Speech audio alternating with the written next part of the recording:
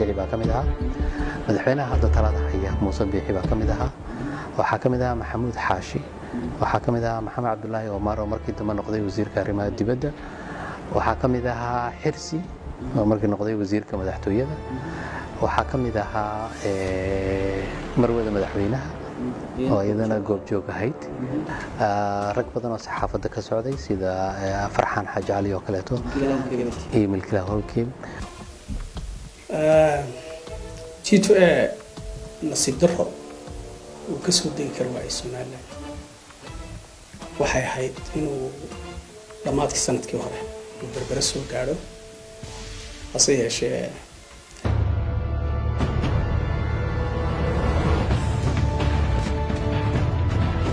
Jabuuti waa ixtiraamaya dad shaqaystay oo madaxweyne fiican leh siyaasaddiisa iyo xusuusta dalkiisa u dhaqayo waa ku ixtiraamaya adeer oo waa ku mahadsan yahay laakiin inay badaydu saa ahaato berberi nooca ahaato inagoo le berbera dee kuma faraxsan adeer kuma faraxsan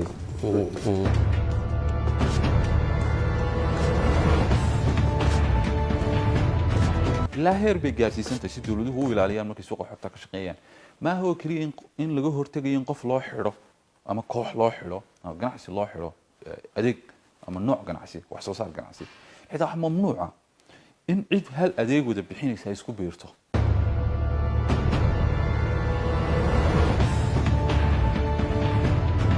جيبوتي نوع اللي يجي ما كانوا أنتجي واحد اللي يقول كانوا كهلاك وقالوا بالمشي يدك حرنتها توبيك وحرنتها أفريقيا كورن ميوكسي حرنتها السودان ميوكسي حرنتها يعني مدة لما خدك وليه هي أيه اللي قولك أنا جو حلو سميت بنان ما قصوا حلو حرين ولو كانوا كيس هوميلان يفاير أوبتيكودو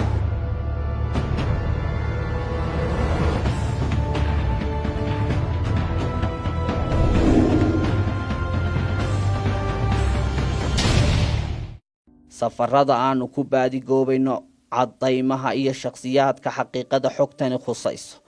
oo isla raadintooda iyo meelaha ay ku kala nool yihiin waqti badan naga qaadatay aan horta idin la wadaago taariikhda iyo meertada isgaarsiinta fiber optic ee Soomaaliland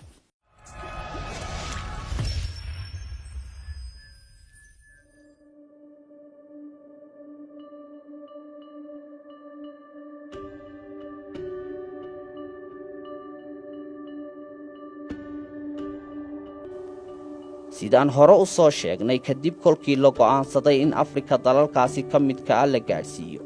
adeega internetka badda hoos mara waxaa samaysmay in adeegaasi ay ku bahoobaan sharaa'ig caalami ah kuwaasi oo ku midaysan ama ku bahoobay magaca East Africa Submarine System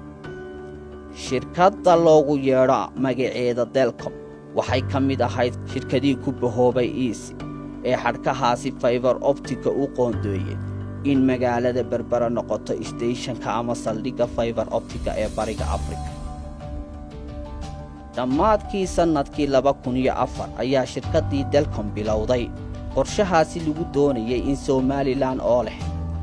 xeeb dheer laga hirgeliyo isgaarsiinta fiber optica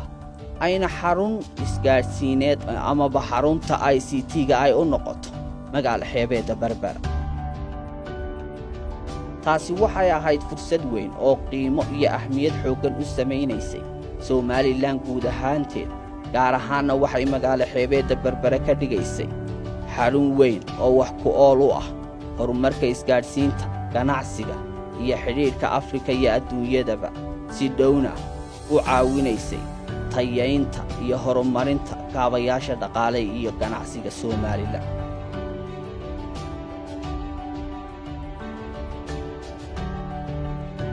xilligaasi xukuumaddii ka arriminaysay Soomaaliland oo madaxweyne ka ah Daahir Rayaale Kaahin ayaa soo dhaweeyay fikirkaasi shirkadda Delcom ee ka mid ahayd sharaa'igga East isagoo u arkayay faa'iido mug leh oo u soo hooyatay Soomaaliland sidaas darteedna ogolaansho buuxa oo kalsooni leh ku ogolaaday in Delcom ay hawshaasi fuliso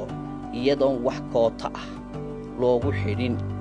adeegaasi iyadoo laga duulayo dastuurka Soomaaliland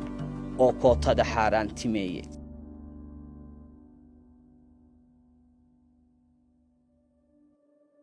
sidaasi ayaa shirkaddii dalcom ku bilowday mashruucii hirgelinta barnaamijka fiber optic waxayna waday ilaa iyo bartamihii sannadkii 2010 halkaasi goortay maraysay ayaa waxaa ka hor yimi caqabadihii caqliga fayoobi aanu qaadan karin kolka dib loo raaco taasoo qayb ka ah waxa aynu ugu yeedhnay dagaalkii dhaqaale iyo siyaasadeed ee berbera ka dhigay bogcad ayaan daran oo laga hiiliyey waxaannu ugu horrayn raadinnay sharciyaddii madaxweyne daahir riyaale somalilan ugu oggolaaday in wakhtigaasi adeegga isgaadhsiinta fiber optic u ka hana qaado tani waa ruqsaddii madaxweyne riyaale siiyey shirkaddii delcom oo sida kuu muuqata ay ku xusan tahay magaceeda somalilan delcom tan kale waa warqaddii wasaaradda boosaha iyo isgaadhsiinta oo uu ku saxeexan yahay wasiirkii boosaha iyo isgaadhsiinta ee wakhtigaasi mudane aadami kuwanina waa waraaqihii cashuuraha shirkaddaasi ku bixisay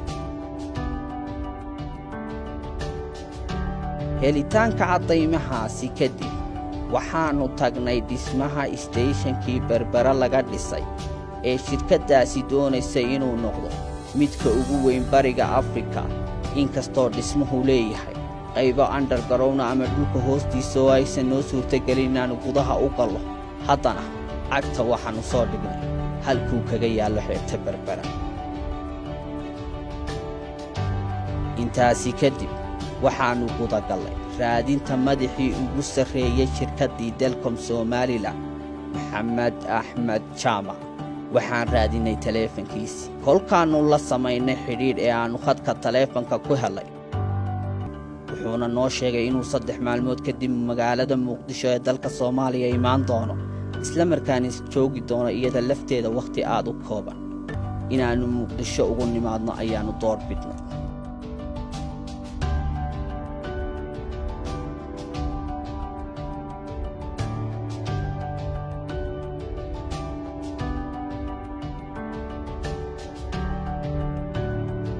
waa habeennimo abbaara 11:00 waxaa suurta galay inaannu hello kana qaadno waraysigan mas-uulkii aannu maalmaha badan raadinaynay waraysigan oo isagu sal u ah qaabkii ay ku suurta gashay in berbera laga baajiyo fursaddii u horraysay ee ka dhigi lahayd aqalkii tiknoolajiyadda geeska afrika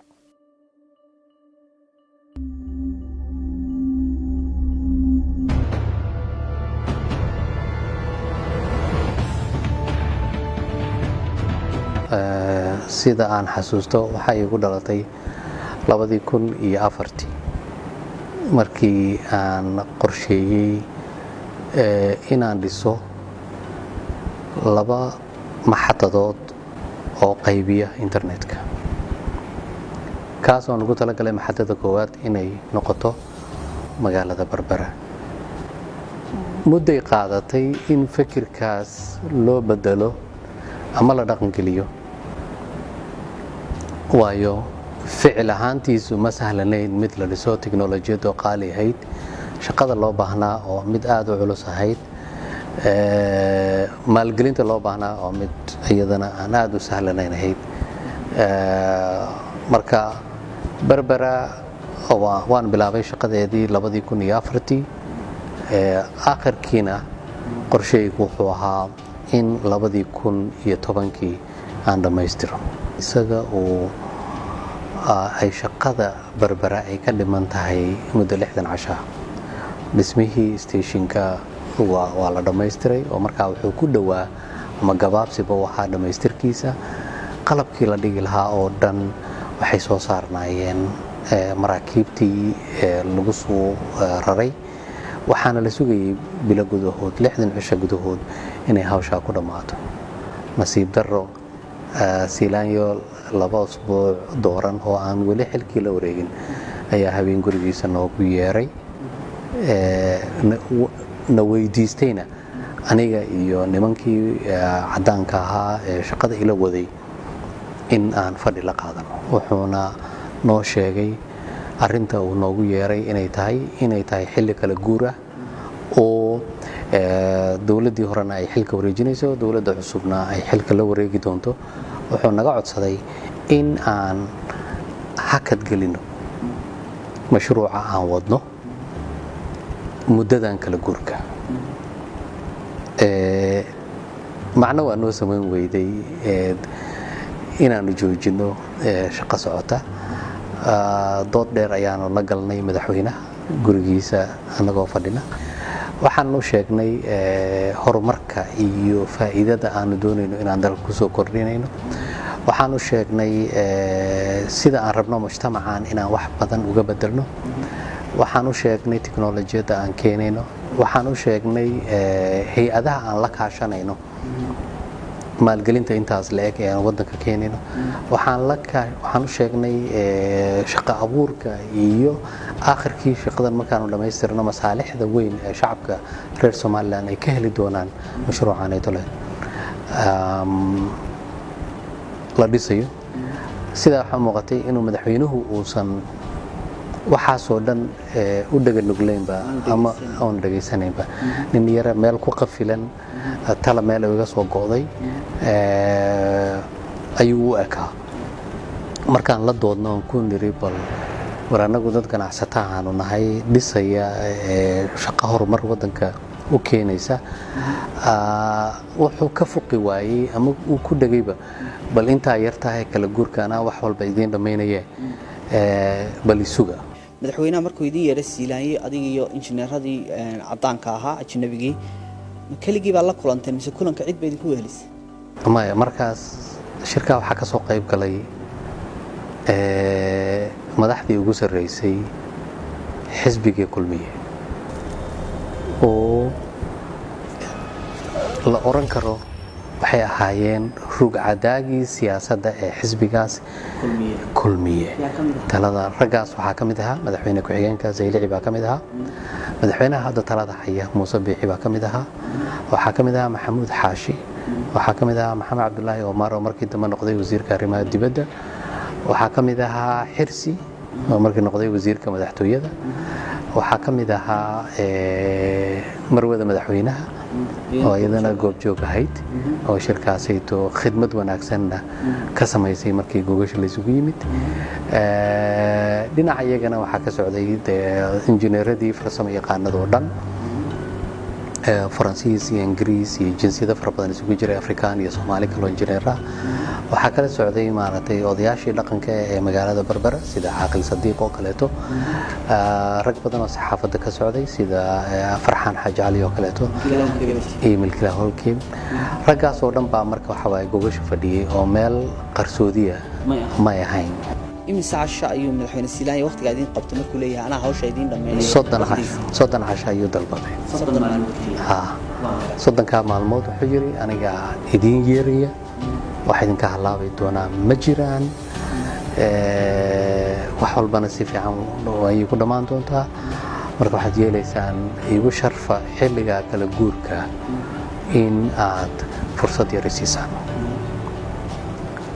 waanu sharafnay madaxweynihii waa soo dhaweynay waxaan u sheegnay inaan taladiisii qaadanay maadaama hadda aanu doonayn annaga iyo isaga markaa inaanu iska hor nimaadno laakiin madaxweynuhu waa nooga baxay ballantii soddonkii casho wuu dhammaaday waxay ahayd inuu warqad marti qaada aniga iyo injineeradii shaqada ila waday uu dib ugu soo diro ma uusan soo dirin mana dhicin inuu soo diro markii la gaaray muddo 60 casho oo aanu jawaab ka weynay ayaan anigu warqad u qoray warqadaasaan u diray oon leeyahay madaxweyne waataanu sidaa ku ballanay maxaa caqabada oo hortaagan inaan shaqadaydii dhammaystiro madaxweynuhu jawaab uu soo diray isagoo soo marinaya xogeyntiisii gaarka ahayd Xirsi oo la leeyahay warqadaadii aad soo dirtay waanu helnay laakiin si aan go'aan uga gaarno martiqaad aan kugu fidino waxaan kaaga baahannahay sharciyadda aad u haysato inaad dhisto keebalka kale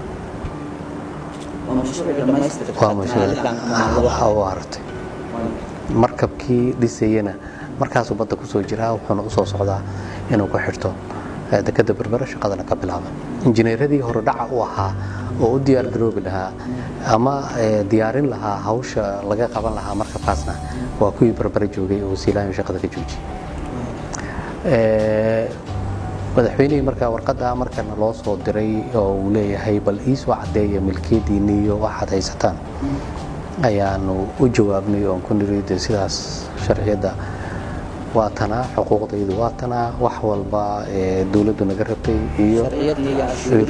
kulli intaasoo dhan lacagi waxay oo dhan baan u dirnay muddo ka bacdi ayaa madaxweynuhu noo soo jawaabay jawaabtu uuna siiyana waxay ahayd 3 su'aalood buu na soo weydiiyey su-aasha ugu horeysa sharciyadiina soo gudbiya tartan baa la gelayaa dib baana loogu noqonayaa wixii sharciyadii hore loo bixiyey maalintii dambana madaxweynuhu dikreet ayuu soo saaray oo uu leeyahay mashruucii cableka waxaanu siinay shirkadda Somcable.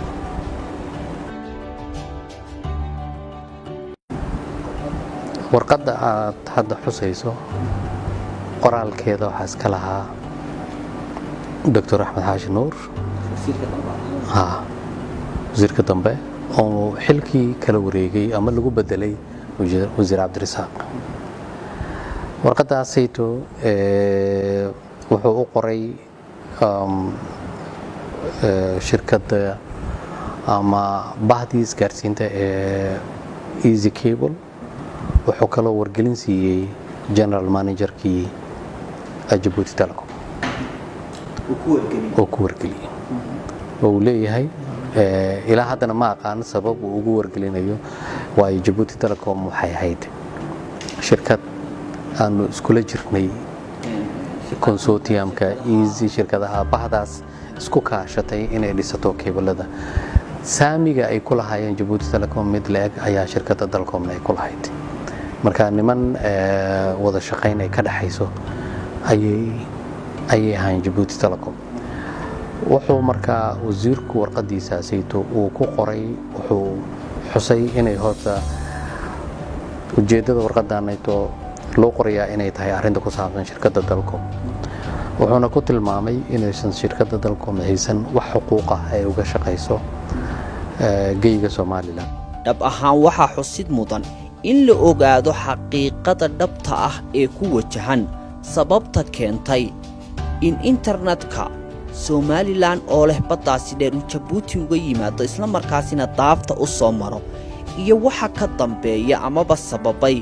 in Somaliland iyo Djibouti warqado u qoraan dunida si aan berbera internet loo keenin. Hargeysa ayaanu ku soo laabanay waxaanu raadinay Dr. Axmed Xaashi Nuur oo ahaa isagu mas'uulkii warqadda Djibouti xigatay ee sababtay in laga hor istaago Dalcom isgaarsiintii netka ay berbera keeni lahayd.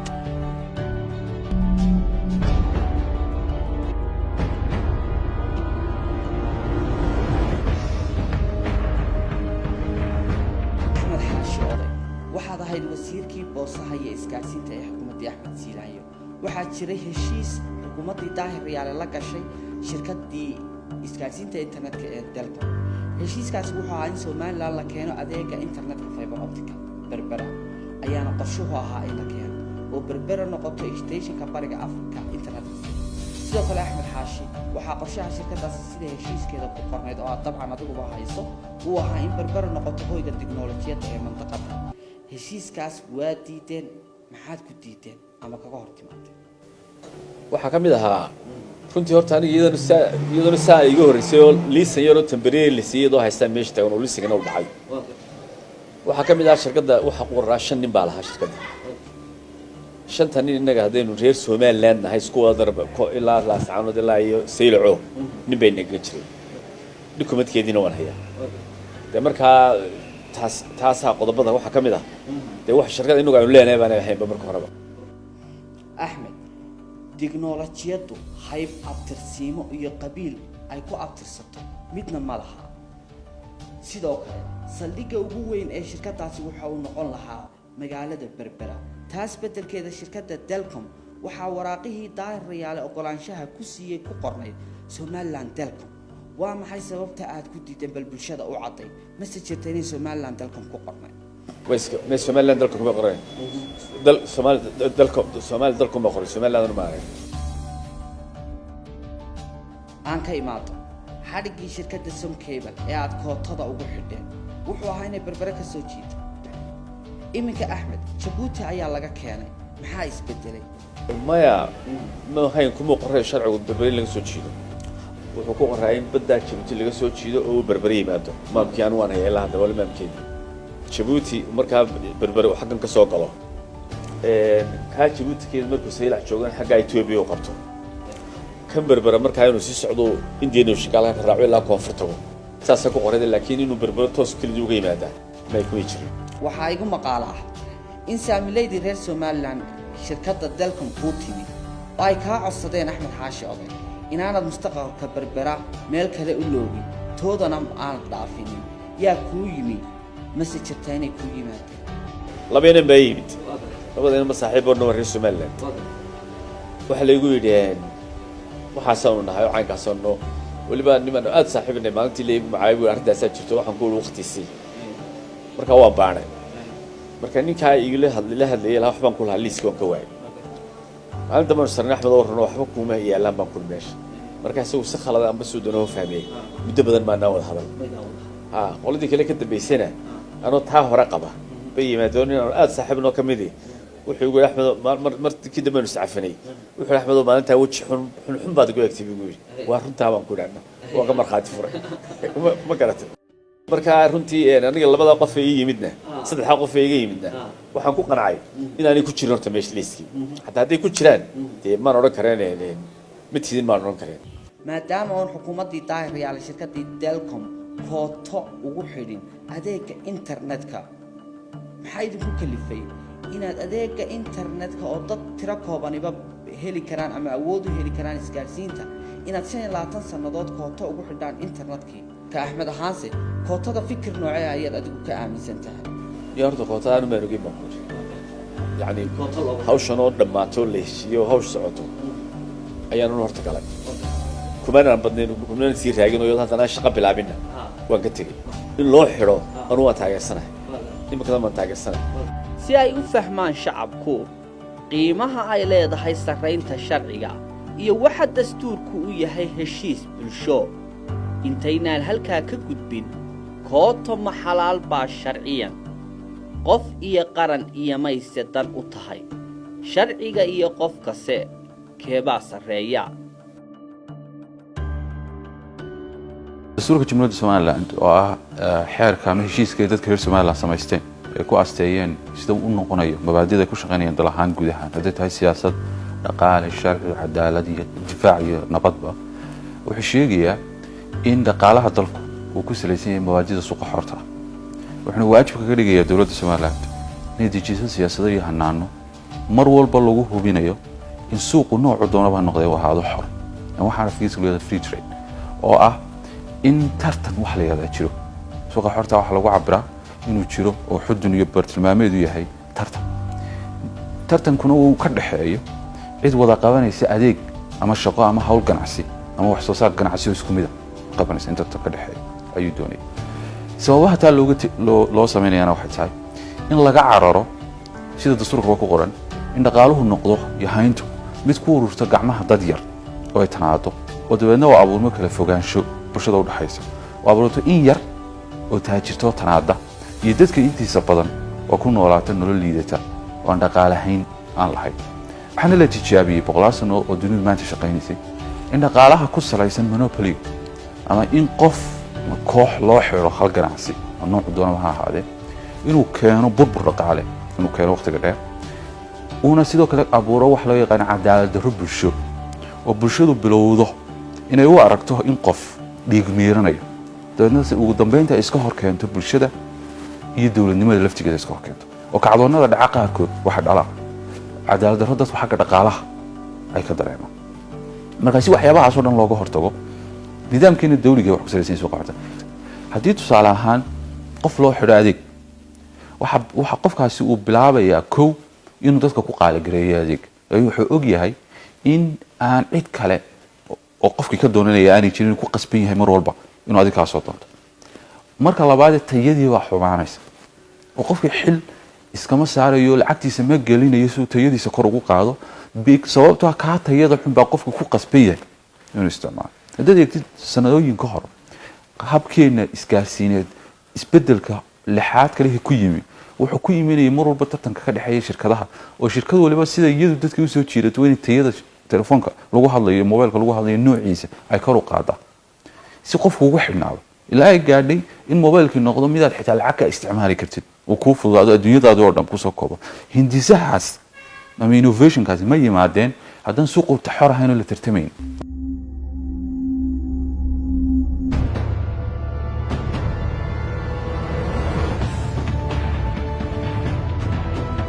jaaniskaasi koowaad waxaa jabuuti ku guulaysatay inay hantido fursaddii berbera ka dhigi lahayd aqalka ICT-ga geeska afrika somalilanna ciddii la imaan lahayd waa siyaasiyiintii talada haysaye hirgelinta siyaasad dalku ku hoggaamiyo adeegga internetka ee bariga afrika waxay qayb ka noqdeen hirgelinta hamiga dalka jabuuti dadaarka dheer ku bixiya sidii ay iyagu u liidhgarayn lahaayeen tiknolojiyadda gobolka waxaana taasi keentay steeshankii berbere bariga afrika waraabin lahaa internetka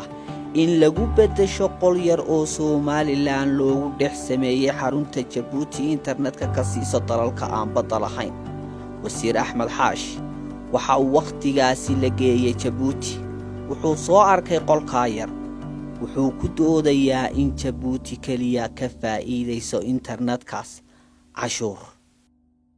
jabuutina waa la geeyey halkaan waan tagay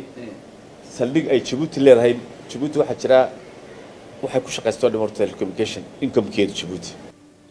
waxa la geeyey guri kanoo kala leeg oo qolo walba meesheedu ku xidhan tahay Ethiopia ugu xidhan tahay Afrikada ka dhan ugu soo xidhan tahay Suudaan ugu soo xidhan tahay yacni mid walba khadka uu leeyahay ayaa loo qolka aniga waxa la samid banaan maaga soo xol ku xidhan oo waa kan waa kii Somaliland iyo fiber optic-goodu وكي دقائقي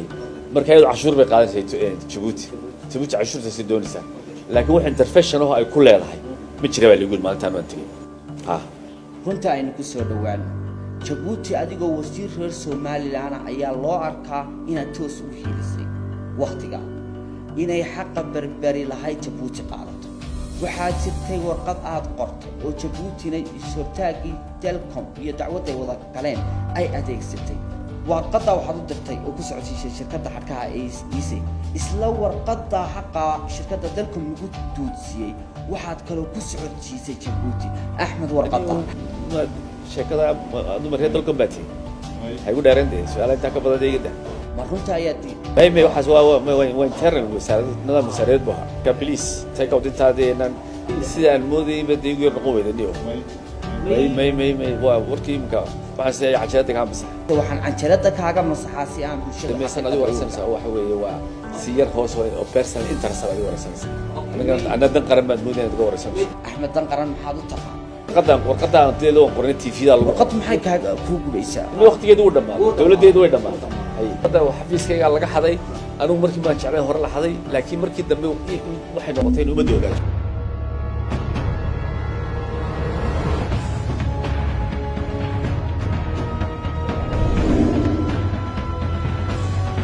si aynu barnaamijkeena baaristaa u sii wadano intaynaan u gudbin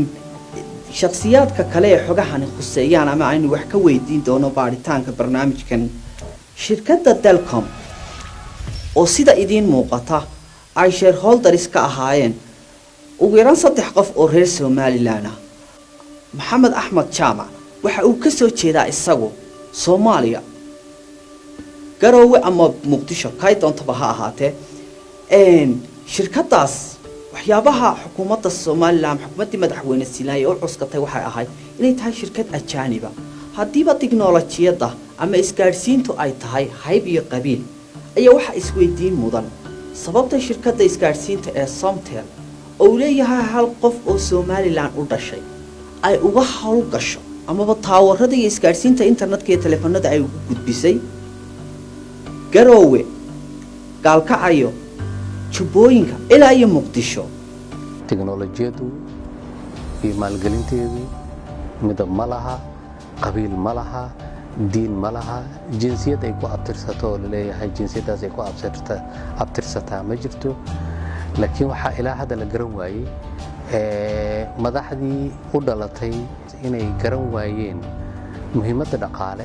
midda istaraatiijiyad, midda siyaasadeed iyo midda bulsho oo ay leedahay inay Berbera noqoto meel infrastructure-ka ICT-du uu ka hana qaado.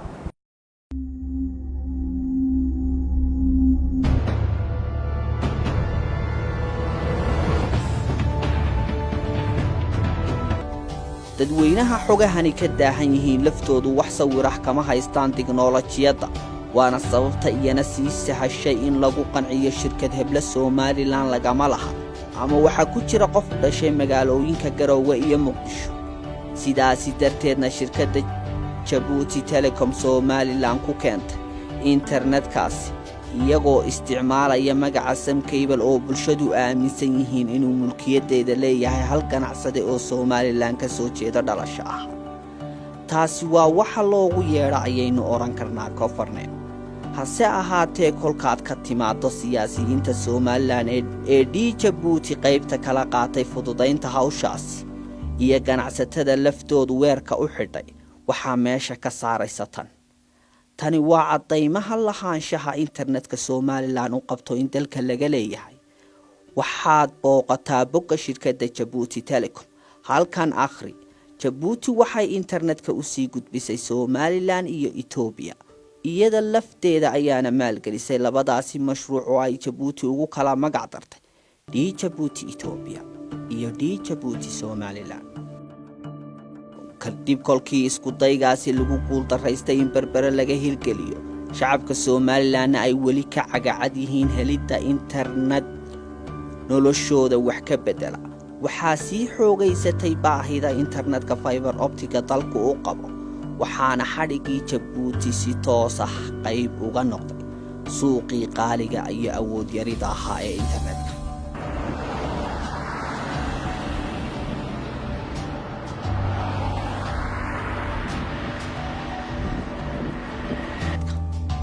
mar kale ayaa waxaa bariga dhexe ka onkoday fursadii labaad ee Somaliland ku heli lahayd adeega fiber optiga oo isagu isku xidhaya bariga dhexe iyo Afrika. waxaa curatay niyaayiradii Berbera kaga soo kaban lahayd hantaaqadaasi hore.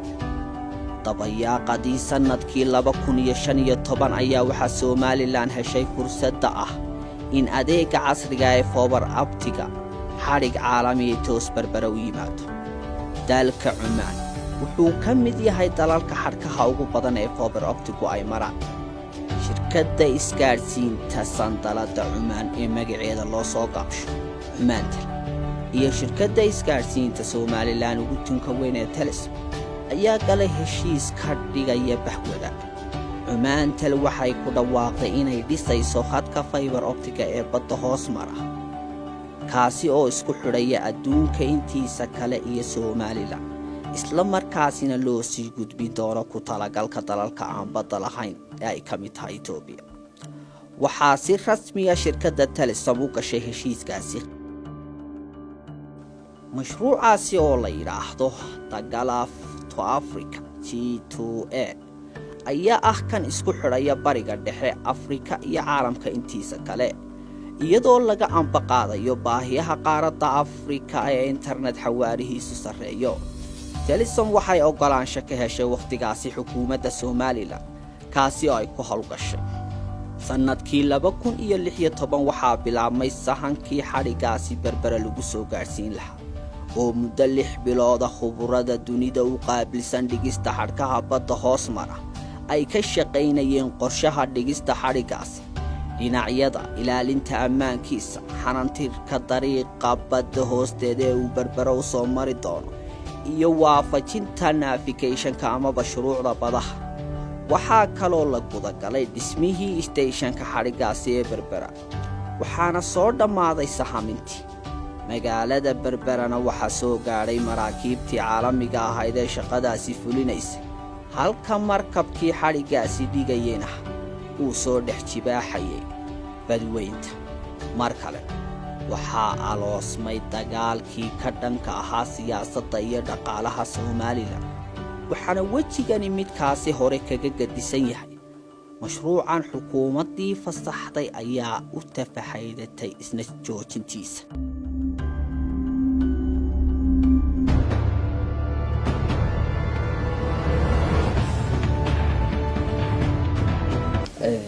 aad ayaad u mahadsan tahay wasiir walow ay kaa horeeyeen xarko hore oo wasiirada aad ka mid tahay 27-ka ee soo maray wasaaradda la hor istaagay waxaa jirtay waqtigaa xariga G2A oo uu berbera yimi maraakiibtii timi shaqadii ay socoto xarigaas oo shirkaddan isgaarsiinta Telesom waday wasiir shaqadii iyo maraakiibtu wado ayaa waxa xilka hal mar laga wada qaaday adigoo ahaa wasiirkii boosaha iyo isgaarsiinta Maxamed Jaamac Abgaal iyo taliyihii ciidanka ilaalada xeebaha xaqiiqatan dadku waxay ka dheregsanayeen in arrintaas ku wajahnayd G2A iyo qaababkii loo joojinayay inaanu soconin bal ku soo dhawow sababta ma jirtay wada hadal in ka horeeyay xilka qaadistaadii oo ku saabsanaa madaxweynaha iyo adiga idin dhexmaro markuu yimi markabkii berbere soo gaaray dabcan sidoo nidaamku hadda kadib la soo xiriiray ilaa waa markabo meeshu soo taagay dabeedna qoladii dekada ayaa waxay yiraahdeen dee hawshaas oo qabanayna buu markabkii waraaqdeediina uu sitaa waa tu sharciya dabeedna waa shaqadoodu way bilaabeen madaxweynuhu wuxuu yidhi hawshaasi hadda joojiyo ka noqo dee maanta ereyada kaga noqon lahaa garan maayo marka adaa iga sarreeya madaxweyne aduu warqadda ka noqo dabcan dee markaa waa arrin fulaya dee madaxweynuhu ku adkayso wuxuu yidhi waad ka noqonaysaa weliba siisii baad imika warqadayso kowdii duhurnimo ay runtahay warqaddaa aad qorto waxaad soo siinaysaa siisii baad soo siinaysaa markabka waad u qoraysaa shaqada isna imika waa la joojiyaa mar labaad baan ku celiyey madaxweyne malaha adaa igaaga habboon hawshaas way yani erayadan ku qori lahaa maanta madaxweyne way igu culus tahay sharafta qaranka iyo tayada midnaba istaayil malaa kumaaha may wad ka noqonaysaa buuri halkaa markay marayso dee amarkii madaxweynaha yaa meesha yaal sooma anna dee waxbaan ilaashanayaa dee dalka iyo waxaan sii dee malaha maamul ahaan arrinkaasi de waa yar foolxun yahay markaa go-aankaygii wuxuu noqday inaanan anigu ka noqon waan ku adkaystay dabeedna madaxweyne laakiin kumaanan hortiisa maya madaxweyne maan oran waan ka soo baxay laakiin waxa shaqadii hawsha waxaan ka qabtay may jirin saddex casho markay taagneed runtii markabkiina joogo ku shaqaynayaa marka shaqadii wado ayaa madaxweynaha iyo wasiirkii madaxtooyada iyo Telesom iyo yaa dee habe arrinka ka wada hadlayay taa wada hadal baa socday yaa waxaa la go'aamiyey in shaqadiisa ku socoto saddex cashar waa shaqaynayay in shaqadiisii lagu dhameeyo madaxweyne baa go'aamiyay iyo dadkii dee taladeena iyo shaqada la wada hayay anigu markaa kuma jirin laakiin way dib ugu ma soo noqon ismana naarig dabeedna taa markii la go'aamiyey caawa 12kiina anaa xilkii laga qaaday waa sida dhabta wax u dhaceen wey طبعا xarigan fiber optica meel dowdowo dee halkan loo yacdo wadada ah Djibouti buu naga soo galaa sidaad sheegaysa dee berberena waynu leenahayo dawada ka deeni wali kamayna faa'iideysan runtii manuu iman wana wax naga dhiman yani kuma faraxsan anigu inaynu ilaa imika aynaan adeer waxaynu haysanaa inaan ka faa'iideysan wali kuma faraxsan runtii haddaba si aan wax uga ogaano xariga kale ee G2A oo isaguna saqiiray kadib markaan muddo raadinaynay madaxda shirkadda Telesom cid aan wax ka weydiino sababaha G2A u qaaday toobiyii qabuuraha xarkaha fiber optica waxaa noo suurta gashay inaanu helo injineer Siciid Xuseen Guuleed oo ka mid ah madaxda shirkadda Telesom ahaana madaxa xarkaha badda ee shirkadda Telesom oo hogaaminaya ka dhowra oo G2A ka mid yahay wareen injineer Siciid ku soo dhawow barnaamijka Baadigood aan ku bilaabnay sharaxaad kooban wax naga siisaa mashruuca G2A cabdirasaaq G2A wuxuu ahaa mashruuc marka la soo gaabiyo xurufta G2A mashruuc xarigan badda ee internetka qaada oo ka imanayay wadanka Cumaan dabadeetna ka degayay berbera gulf to africa ayaa loo soo gaabiyay xuruftan G2A mashruucaasi oo mashruuc weyn oo horumarineed ahaa waxa uu ay shirkadu ay wada hadalkiisa gashay muddo dheer ka hor hase yeeshee MOU-dii ama isfahamkii horreeya waxay saxday 2015 marka G2A shirkadaha ku jiray waxa kamid ahay Telesom waxa kamid ahay Omantel oo Oman laga leeyahay Golis oo Puntland Boosaaso Soomaaliya laga leeyahay waxa kaloo heshiiska kamid ahaa Ethiopia Telecom oo heshiiska qaybta ay ka saxday waxa la yiraahdo subject for approval يعني إني قلوا هذا وزير هذا خردقان أي كحنا إني كقيب هذا لكن مبدئيا حرقة وي كقيب هاي يعني وديار باني وهاي أنا كقيب قاتان لعق ملايين دولار $1 مليون كله واقع بهذا حرقة وحوس دي ويران 20 ترابايت 20 ترابايت سومال لان كليجت أي قرشوها يعني 10 ترابايت كسود دقان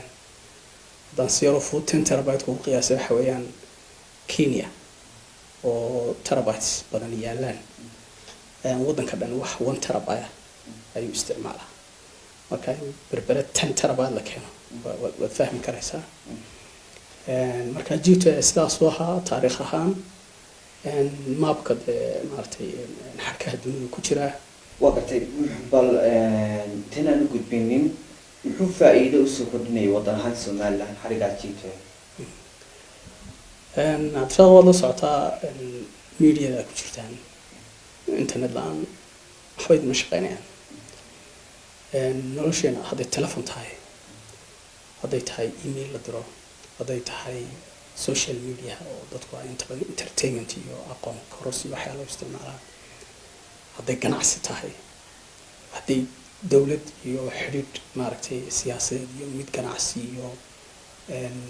ميت humanitarian iyo waxaabana waxa socdonami internet bay isticmaalaan marka G2A waxyaalaha uu kaga doonaa wax kasta oo macno weyn ku lahaa waxay number 1 capacity aad weyn baan wadanka keenaynay talabaad waxa weeyaan xarig xor ah oo independent ah oo maartay aan consortium wax la yiraahdo lagu dhisay ayuu ahaa oo maartay marka wadanka dawladda wuxuu soo kordhinayay shaqaale wuxuu soo kordhinayay wuxuu soo kordhinayay dhalinyarada iyo dadka technology ka shaqeysta inay innovations fara badan sameeyaan internet high speed helaan waxyaalo fara badan buu ay wadanka uu soo kordhinayay su'aasha saddexaad xarigii G2A xagee ku dambeysay G2A nasiib darro uu ka soo degi karo waa Soomaaliland waxay ahayd inuu dhamaadkii sanadkii hore uu berbera soo gaaro hase yeeshee arrin la xiriidha maartay xukuumadda iyo ogolaanshiyaha daraadeed xarigaasi waxaan ku joojinay territorial waterska Somaliland xadka badda ee Somaliland markuu marayo ayaan xariga halkaa ku joojinay ku goynay marka waa yandor laakiin waa maartay muu xarigaas muu shaqeynay طبعا عقبات badan bay idinka horyimi caqabadaha xarigiini u xaniban yahay soo kale Boosaaso aan tagnay uu toos uga shaqeynayo internet xawaare sare ee shirkadda Golis deysay kiinina uu xaniban yahay u hirgelinin madad berbera ka hirgeli way xagaa geyn doontaan sidii shirkaddii dalkan baa xamar geyn doonta shirkadda Telesom shirkadda Somaliland laga leeyahay oo ka diiwaan gashan Somaliland xuduudeeda meel nooma dhaafto intaas ka shaqeystaa marka meel aan geenayna haduu Somaliland ka soo degi waayay berbera meel aan geenayna oo aan ku sheegi karaa ma jirto waxyaalo kale oo diidayaan oo jiraan oo dhinaca dhisaanka iyo farsamo ahaan in xarigii maartay meel kale loo duwo waa ma hawl yara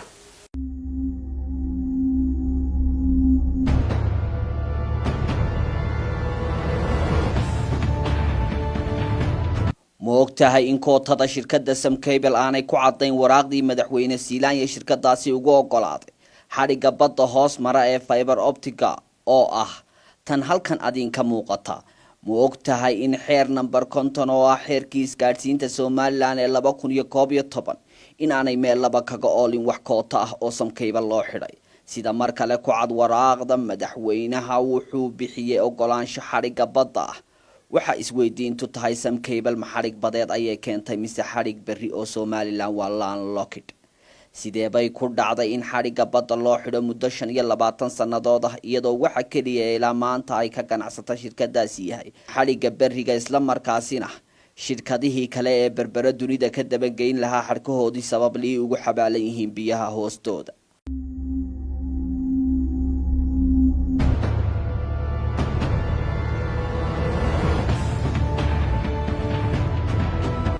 waxa aan xaqiijinay in dhammaanba shirkadaha wadanka iyo gabi ahaanba cidda kaliya ee wadanka Somaliland dunida ku xidhaa inay tahay shirkadda Djibouti oo leh in ka badan 7 xadhig badeed haddii hal mar uu istaago xidhiidhka Somaliland iyo Djibouti ama uu xumaado dhammaan shirkadaha wadanka ka hawlgala sida Telesom, Somtel iyo Samcable waxay ku xidhan yihiin ama adeegyadooda telefoon iyo internet u mara waa Djibouti suurtagal ma tahay in Somaliland ay hal mar hawada ka baxdo miyaanay xaqiiqo aan la iska idhatiri karin ahayn inay biyo kama dhibcaan tahay in hal mar dhammaan ganacsiga Somaliland amniga dalka waxbarashada xiriirka dunida iyo wax kasta oo dunida isku xidhaaba uu hal mar istaago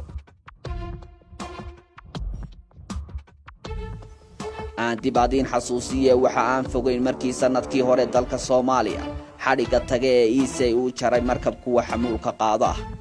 muddo 3 toddobaad ah ayay Soomaaliya hawada ka maqnayd waa 12 maalmood maxaa dhacay dharaarahaasi oo go'ida xadhiggaasi sababay waxaa ka qaxay dhammaanba dadkii hay'adaha samafalka ka shaqaynayay kuwii ammaanka xawaaladihii ayaa istaagay bangiyadii baa qafilka loo taagay shirkadihii diyaaradaha allow sahal galay ganacsatadii waaweyneyd ee hantidooda dunida iyo dalka u kala gooshisay ayaa ahi daaqad walba uga soo galay Hargeysa ayay u soo qaxeen barkoodna Kenya waxaa xidhiidhku u go'ay xataa madaxtooyada looga taliyo dalka Soomaaliya ee fiila Soomaaliya khasaaraha xadhiggaasi dalka Soomaaliya ee maalinlaha ahaa 3 toddobaad waxaa lagu qiyaasay inay maalintiiba 10 milyan Soomaaliya khasaartay maxaad fili kartaa haddii Somaliland hal mar hawada ka baxdo shirkadda maalgelinta dekadda berbera ku hawlan ee DP World ganacsigeedu inuu ku tiirsan yahay khadka internetka oo uu Djibouti maro iyana ma og tahay imisa sannadood ayay suurtagal tahay inay Somaliland hawada ku soo noqoto ama hesho khad kale oo dunida ku xidha halka ugu dhowse ma og tahay ay khad ka heli kartaa Somaliland hadiiba masiibadaasi haleesho inay tahay Boosaaso iyo Muqdisho waxaa xusid mudan in halista kaliya ee ay leedahay ku xidhnaanshaha hal meel aanay ahayn in hawada laga saaro dalka total outage or blackout laakiin waxa taasi ka halis badan inay tahay dhammaanba isticmaalka xidhiidhka isgaadhsiinta ee dalka ee ay sameeyaan ama adeegsadaan shakhsiyaadka shirkadaha ganacsatada siyaasiyiinta iyo madaxda oo uu xataa ku jiro madaxweynaha dalku inuu maro wadan kale taasi oo ay suurtagal tahay inay xidhiidhkaasi loo adeegsado qalabka lagula socdo laguna samayn karo eavesdropping isla markaasina aanay jirin cid ka badbaadi karta madaxweyne ilaa shacab xadhkaha G2A iyo EC haddii ay maanta shaqaynayaan dakhli intee leeg ayaa ka soo geli lahaa Somaliland maxaa dalka kaga baaqatay dakhli cashuure horumar nololeed shaqo abuur hal abuur hindisayaal iyo hodantinimo u xilashade in badan oo adinka mid ah waxa laga yaabaa inay aad uga xumaadaan ama aad dibsataan in dad muwaadiniin ah ay lacag malaayiin ku khasaaraan oo xadhkahoodu badda ku xabaalan yihiin ama hantidoodu xeebta berberi aasto laakiin waxa ka sii xuntaasi oo aanad ogeyn boqolaalka milyan ee dollar ee lagu maalgelin lahaa Somaliland ee iyagu ka baaqdo waxa taasi ka sii daran maaha xadhkaha ka baaqday berbera iyo G2A hase ahaatee waxa jira tobaneeyo xadhig fiber optic oo iyaguna qufulka berbera ku jabsan ay uga dhigan tahay weysha gowrac dibigaha ku quuste waxaa ka mid ah xadhkahaasi berbera aan indhaha siin karin ama soo haweysan karin xadhigga daar Djibouti Africa Regional Express wuxuu u sii gudbayaa qaaradda Yurub xadhigga daar oo isku xidhaya jabuuti ilaa tansaaniya oo mari doona muqdisho hase yeeshee shirkadaha waddaniga ahi ay ka maageen inay maalgashadaan taasoo sababtu tahay berbera haddii aad ku ogeed qabrigii jacaylka waxay noqotay qabuurihii xadhkaha internetka iyo maalgashiga waxaa ka mid a xadhkahaasi isaguna xadhigga Africa One oo ay ku jiraan waddamo badan iyo shirkado waaweyn oo caalamiya sida Saudi Telecom, Egypt Telecom iyo kuwa kale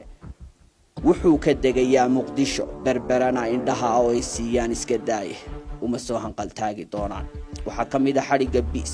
oo ay dabada ka riixayaan dowladda China oo ku xidhiidhsan projectka ama mashruuca loo yaqaan Silk Road wuxuu ka degayaa Jabuuti dekeda yar ee Hobyo tan Kismaayo muqdisho iyo Mombasa Kenya sidoo kale berbera isna nafsada ma siin karayaan waxaa ka mid a xadhigga Mercury oo shirkado waaweyn oo ay ka mid tahay Cumaanta Itisaalaad iyo kuwa kale ay ka leexdeen berbera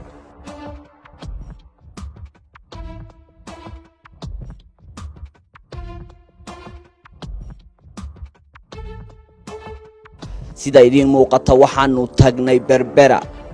oo aanu booqanay labada station ee G2A iyo EC oo aad aragtaan inay haawanayaan waxaanu kaloo noo suurta gashay inaanu tagno Boosaaso iyo Garoowe soona aragno xadhigga magaalada Boosaaso ee fiber optic ah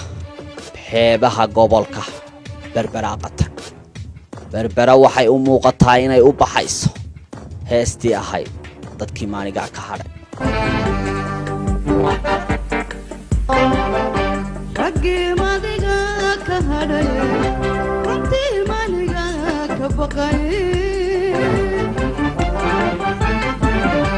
Raggi madiga ka hadhay